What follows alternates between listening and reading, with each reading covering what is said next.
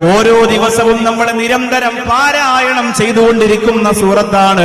പക്ഷെ അതിന്റെ വലിപ്പം നമുക്ക് പറഞ്ഞു തീർക്കാൻ പറ്റൂല, അതിന്റെ മഹത്വം നമുക്ക് എഴുതി തീർക്കാൻ പറ്റൂല. അത്രമേൽ സുന്ദരമാണ്, അത്രമേൽ ഭംഗിയാണ്.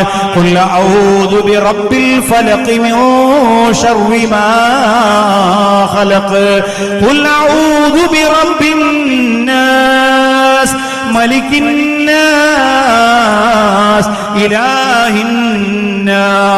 ഈ രണ്ട് സൂറത്തുകളെ സാധാരണയിൽ നിന്ന് വ്യത്യസ്തമായി ഓരോ ദിവസത്തിലും പ്രഭാതത്തിലും പ്രദോഷത്തിലും അല്ലാഹുവേ